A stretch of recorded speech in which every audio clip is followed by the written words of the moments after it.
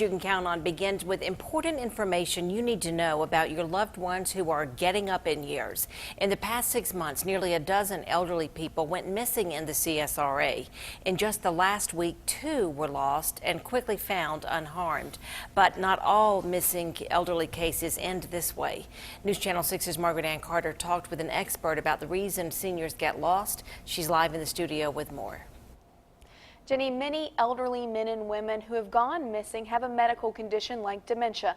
Unfortunately, it happens a lot more than it's reported and can lead to a deadly outcome. The Alzheimer's Association reports there are more than 5 million people in the United States with dementia or Alzheimer's, and 6 in 10 of those patients will wander away. It's a call no family member wants to make for a loved one, yet it happens too often. A person with dementia goes for a walk around the block or drives to the store and doesn't return home. They are remembering certain things in their life, and that's where they are. And they're thinking, I've got to go do this. Cindy Jennings works closely with Alzheimer's patients. She says there are different reasons they stray. Some wandering is just it's an escape. They want to get away. They don't know why, but we call them exit seekers because they're looking for a way to get out. Others go back to a familiar place or a memory. It might have been that they were a teacher, so they're thinking, I've got to go to school, I've got to get to work.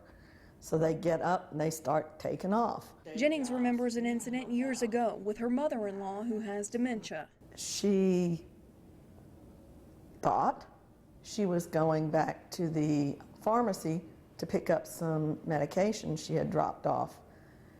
He later got a phone call. She was in Gainesville, Georgia. She had driven all the way from Evans to Gainesville, Georgia. She says it's important for families to be educated on the disease and know what's going on, because most of the time the patient won't say when something is wrong. They're very good at covering up.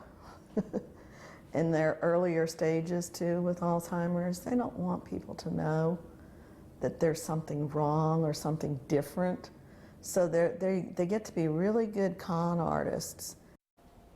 Several states across the nation, including South Carolina, have the Silver Alert, which is similar to an Amber Alert for older people who go missing. Maddie's Call is Georgia's version of a Silver Alert. Back to you, Brad.